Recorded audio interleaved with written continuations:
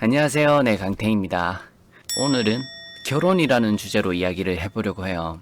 그런 질문들이 많았어요. 강택님, 결혼에 대해서는 어떻게 생각하시나요? 강택님은 어떤 사람과 결혼을 해야 된다고 생각하시나요? 이런 질문들이 사실 여태 유튜브를 하면서 꽤 많이 있었어요.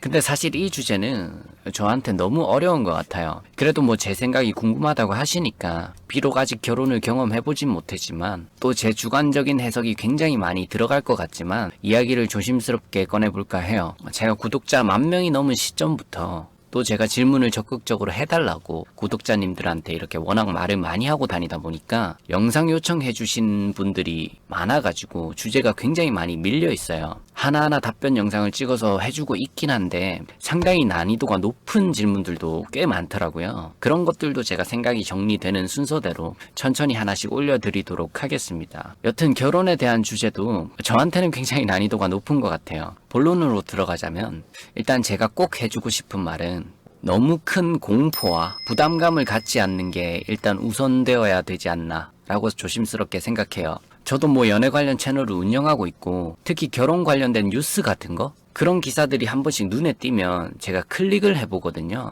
요즘 결혼 관련된 기사들 되게 많이 뜨잖아요. 네이버 뉴스 같은 데 보면. 근데 그것들을 간혹 보면서 느끼는 것은 정말 댓글들을 읽었을 때 좀 개판이라는 생각을 많이 했어요, 저는. 그래서 요즘은 살짝 그런 주제를 클릭을 기피하게 됐어요. 선이 없더라고요. 무조건 하면 안 된다는 사람만 되게 많아가지고. 일단 연애도 포함이지만 결혼이라는 것은 다변수적 요소가 굉장히 많다고 생각해요. 왜냐하면 뭐 개개인의 이타심, 뭐 이기심, 뭐 성향, 가치관, 살아온 환경, 뭐 신념, 습관 등은 차이가 분명히 많이 나는데 이런 문제에 대해서도 문제가 생겼을 때 양쪽 다 양보를 하지 않는다면 합리적인 해결 방법은 거의 없죠. 사랑이란 이름 아래 누구는 희생당하고 누구는 우위에 있으려고 하고 서로 관계에 대한 패권 싸움도 굉장히 많이 하잖아요.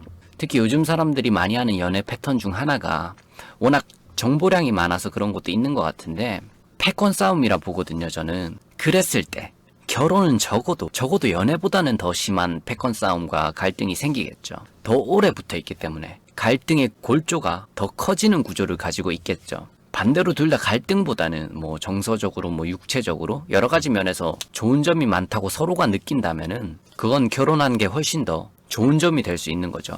제 개인적인 견해로는 요즘은 정말 이기적인 세상이라고 개인적으로 많이 생각하는 편입니다. 물론 그게 꼭 나쁘다는 건 아니에요. 개개인 혼자서 잘 지내는 사람들도 많이 있고 뭐 이기적인 것도 남한테 피해를 주지 않는 선이라면 규정을 짓는 것도 굉장히 어렵고 애매하잖아요. 여튼 사람이 이기적인 것은 굉장히 당연하고 자연스러운 거라 생각해요. 자기를 먼저 생각하는 것은 누구나 그렇다고 생각해요. 왜냐하면 타인은 내가 아무리 사랑해도 떨어뜨려 놓을 수 있지만 내 자신은 내가 자고 일어나서 눈 뜨는 순간부터 눈 뜨자마자 천장이 보이고 내 몸을 내가 씻고 나한테 밥 먹이고 이리저리 할 거 다 하고 일하고 내가 다시 잠들 때까지 심지어 잠들어서 꿈꾸는 순간까지 나를 떼어낼 수가 없잖아요. 따로 분리할 수가 없잖아요. 그러니 당연히 내가 제일 우선순위가 되고 제일 중요하겠죠.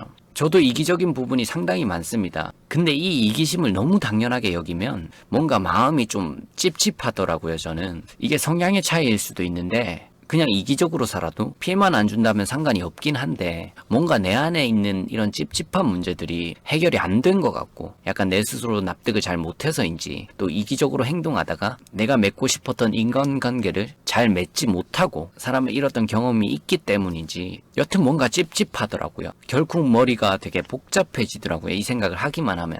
그래서 원형적인 이야기에서 약간 해답을 찾았어요. 그래서 제가 이 이야기를 좀 살짝 해주고 싶어요. 신화나 뭐 종교나 대부분 이 얘기를 같이 많이 포함하고 있습니다. 제가 지금 하려는 얘기를 대부분 종교에서 대부분 신화에서 같이 많이 내포하고 있는 것들이에요. 그 중에서 불교가 설명이 가장 쉽기 때문에 제가 불교를 좀 인용을 하겠습니다. 불교에 이런 말이 있어요. 소박하고 원시적이고 순수할수록 생명에 더 윤기가 생긴다. 더 행복을 많이 느낄 수 있다. 그러므로 삶이 윤택해진다. 라고 하는 말이 있어요. 굉장히 짧지만 제 개인적으로는 이건 정말 되게 중요한 마인드라고 생각해요.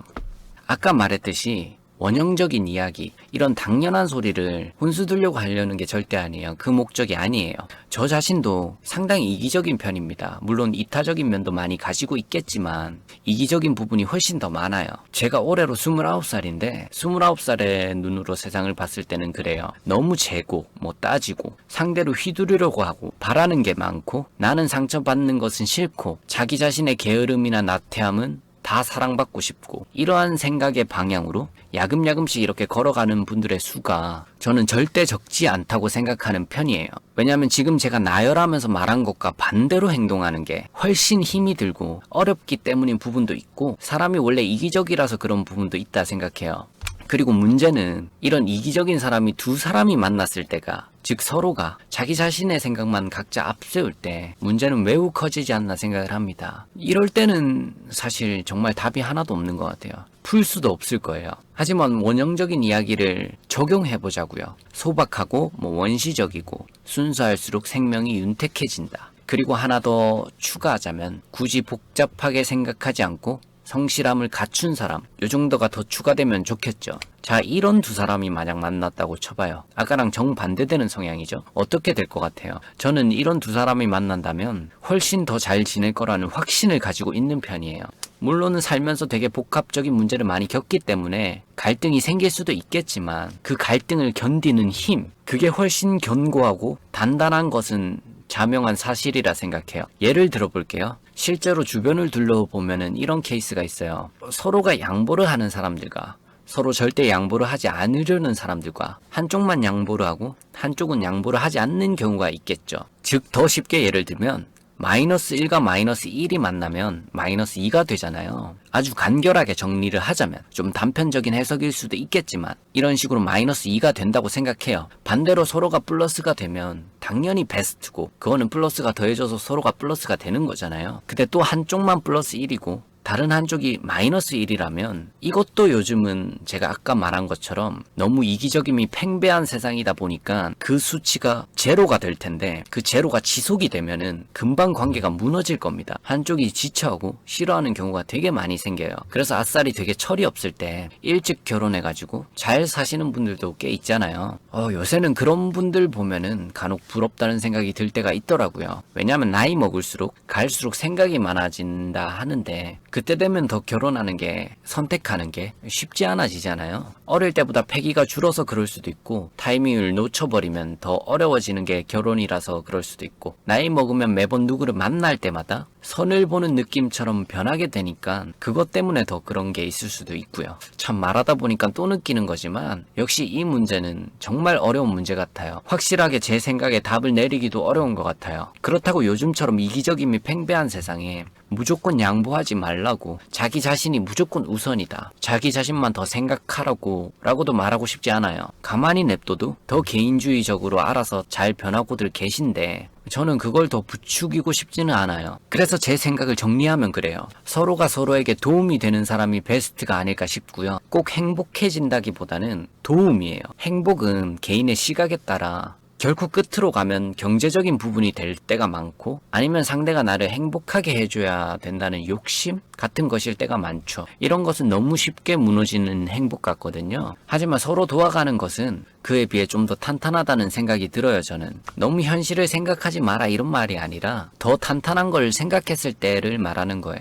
조금만 더 풀어서 설명하자면 결혼에 있어서만큼은 서로가 서로에게 큰 스트레스를 주지 않는 사람끼리 재밌게 잘 도와가며 살 수 있으면 좋다고 생각해요. 물론 자주 또는 가끔 어려움이 닥칠 테지만 서로 도와가면서 그걸 너무 회피하지 않고 적어도 커뮤니케이션이라도 되는 사람? 그런 사람끼리 만나면 결혼이 의미가 있지 않을까 생각합니다. 물론 그런 말도 있어요. 그냥 결혼 정년기가 됐을 때 내 옆에 누군가가 있으면 결혼을 하게 되는 것 같다고 얘기를 하는 분들도 상당히 많아요.